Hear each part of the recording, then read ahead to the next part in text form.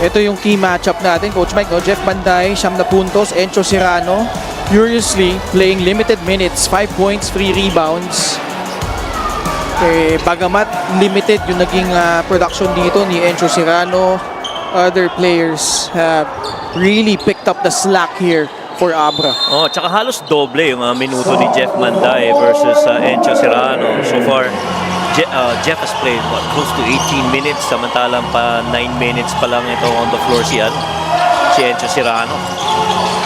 You see how Abra has limited Caloocan's production in each of the 3 quarters. Another rejection from Gio Chu this time.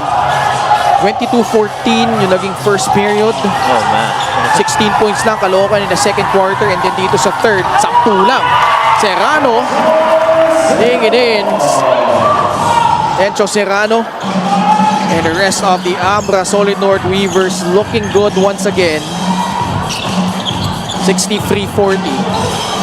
Banday, another block by Gio Chu. And then they force you to make mistakes or take forced shots and allow guys like Encho Serrano to go off the races. Back-to-back baskets for Encho Serrano. JB Bernos, Kong Ching Bernos. Fast break of the game brought to you by Extreme X Play. On the go speaker, take your music anywhere. Left hand finish right through the cup para dito kay Encho Serrano. What the Weavers have been doing, at least in the start of the fourth quarters, really forcing you to your weak hand and then anticipating that pass over back to where you came from, to which they've been successfully getting steals off. Encho Serrano also struggling at the line. Ito si Encho Serrano missing that free throw, and Crispy Toon right at the cup, he misses. Laude, kita mo no yung intimidation factor ni Gio Chu. Bola na agaw ng Abra. Brickman, Serrano, balik kay Brickman, easy 2 points. That's got to be part of the highlight reel, especially on the unselfishness of the Abra Weavers, considering that's Encho Serrano and Jason Brickman. Both those two guys just played it off well. Assist of the game is powered by 747 Live. Dito ha sa Legit. A little I got it, you got it, and you go finish it action between those two phenomenal guards in Jason and Encho. Jeremy Cabanag is down on the floor. Helped up by Encho and Romel Calahat. Medyo iika-ika si Jeremy Cabanag, so kailangan muna siyang is he gonna be replaced? I think he is. So well, he'll stay on the floor at the moment. On the next dead ball, he will be. Abra though has outscored Caloocan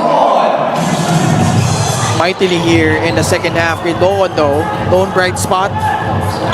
A total of 10 points for Crispy Doon. First guy in double figures for Caloocan. This is where you miss. I haven't seen Paul Sanga yet, right? Oo, si Paul Sanga wala din. Yeah, that's where you miss. You need 4 spacers. And you're really just going on what's called a Nash dribble, where you try and go baseline, keep that dribble alive until you find that open spot where you can actually given a chance to shoot it. Gio Chu posting up Chunbon Subre. That's a foul on Batino. It's clearly a foul on Batino. He pushed off against Chris. Offensive foul. Kay Alfred Batino.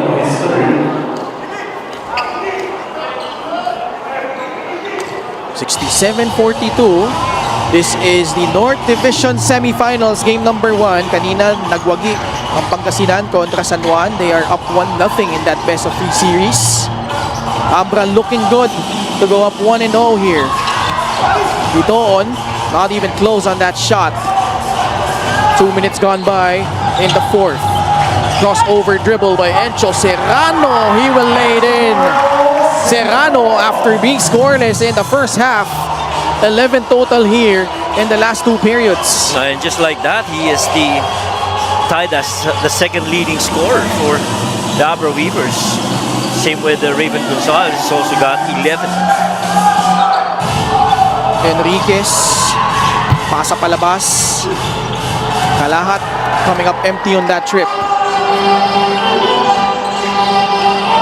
Serrano will milk some clock, wants to post up Chris Biton. Serrano creating space, step back jumper short. Enriquez will stay with Caloocan.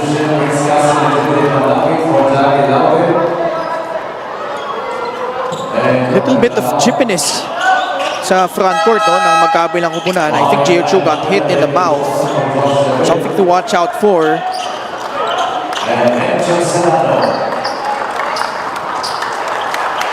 Encho Serrano gets replaced. Balik sa loob si David Defonso.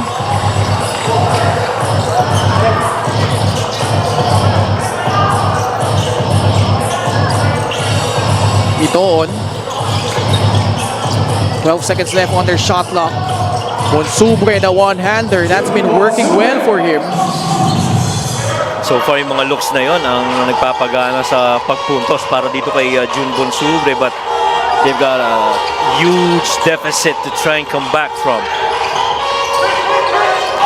69-44. Ayon. Skipping it to Jason Brickman. Oh, behind the back. The pass inside. J.O. fails to finish though. Ildefonso, the fake. It's a shot clock violation against Abra. How about that move by Jason Brickman though? By the way, quick shout out lang no kay Coach Joseph Guion and Coach Jerson Cabiltes. Nasa Abra pa rin sila ngayon. Coach Jerson is under the weather actually. And hopefully he gets well soon. Pero he will take the win earlier. Oh, yes, and I'm sure despite being under the weather, nararamdaman mo kanina yung may adrenaline part eh. Tumatayo pa si Coach Jerson. Challenge pa nga kanina. Passionately Oh, He didn't just say I want a challenge. He was up there, trying to make a statement. Ildefonso misses. May foul na tinawag laban sa Abra. Well, these are instances where J.O. is really gonna learn a lot, especially on the physicality side. Because, his size, he's going to be an easy target for some of the other, more veteran bigs as they try and battle against him. Kaya nga ng report ni Miga kanina, it took some time for Dave and Jason Brickman Yes. to adjust to the brand of basketball here in the Mpbl. David Defonso continues his streak. 32nd game of at least 10 points for David Defonso. Simplihan na lang natin, sabi ni Dave. Easy finger roll off that fast break. 10 puntos para kay David Defonso. May foul na tinawag laban kay Mike Ayon. Oh, Mike Ayon has really gotten a better look when it comes to blocks. Fast break of the game is brought to you by Extreme Cool Air Conditioners. Ang Extreme magpalamig. Free installation for split type air conditioners. Bilis rin bumaba talaga ni Dave in those situations, and you have to have a guy that would be strong enough to defend against him down on the paint, and also fast enough to race him down the floor. Moving forward though, if you're Caloocan, ano sa tingin mo yung kailangan nilang ayusin heading into game number 2? You gotta make shots from the outside. That's one.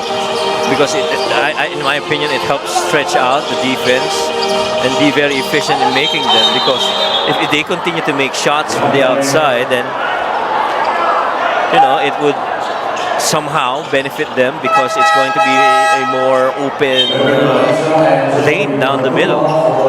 And they've done well with guys like earlier. Well, Rene Cervantes got ejected from the game, and Ronnie Matias as well did good inside the paint. So if your shooters do well outside, your paint guys will have lesser resistance in the paint scoring.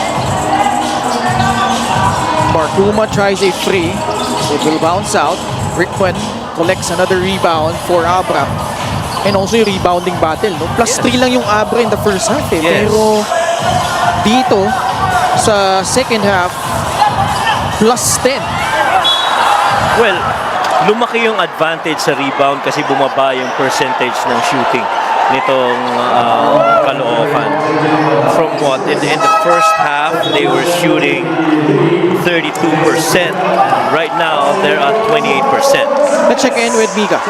This is actually about Jason Brickman as he goes back to the bench, but we all know what he can do, no? What he is capable of. Grew up in Texas, started playing ball at 5 years old. Kaya naman, despite the height of people there, look at his development as a player. Half Filipino, ang kanyang nanay ay tubong Pangasinan. Having played all over the world, his experience is obviously top tier, but he said, I'm not here to take any more light from whatever the team has already. I hope to continue the streak with them and take it all the way. Unselfish on and off the court for this point guard. Ken, Coach Mark. Yeah, I agree there, Mika. No? Kita mo, no? He has really bought in with Abra. Wala siyang, kumbaga, pinrake na rhythm dito sa magandang nilalaro ng Abra. He has played within the confines of the system. Kita mo, walang pilit. And it took some time for him to adjust. But boy, his best game here in game number 1 against Caloocan has some chippiness still. 4 minutes and 25 seconds left. 72-44. Abra holds a 28-point lead.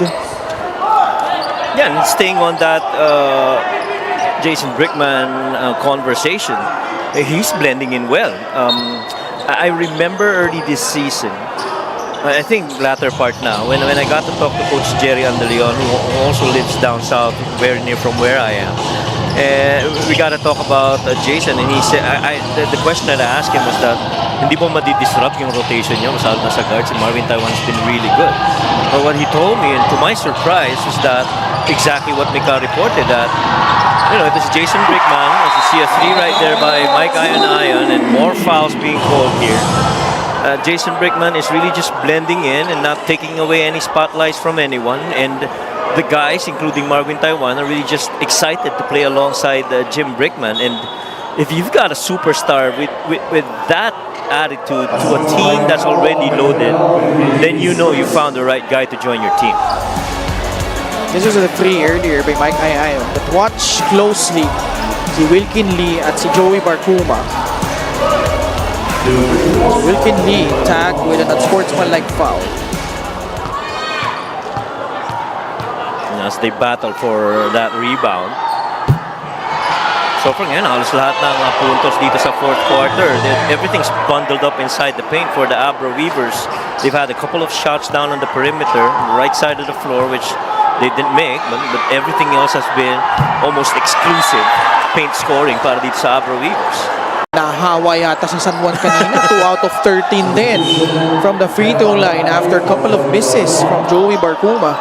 And the thing is, so far here in the fourth quarter, none of their shots from the mid-range or even from threes have really gotten in. They've attempted 5 times and came up empty every time.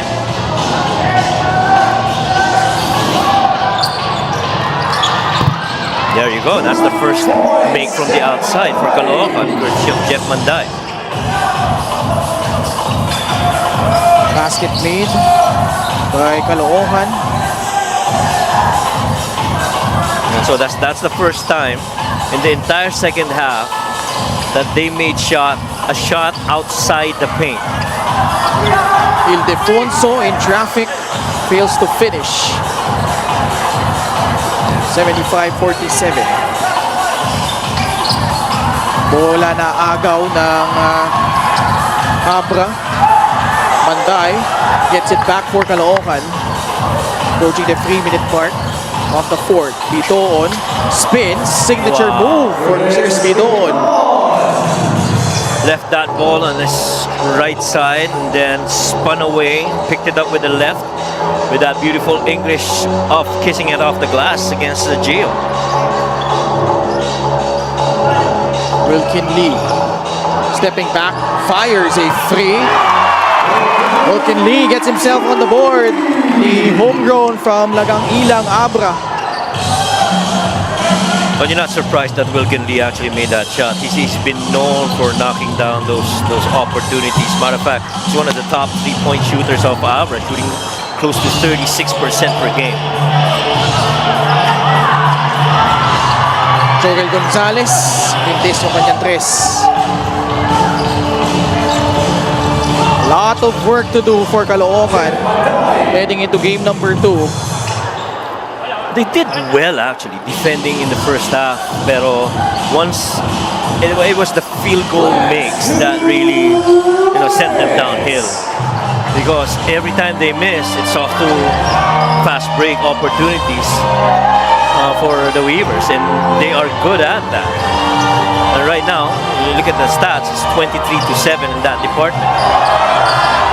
Gonzalez, bola na agaw ni Jeff Panday in a foot race with Ildefonso and Mike Ayanayon.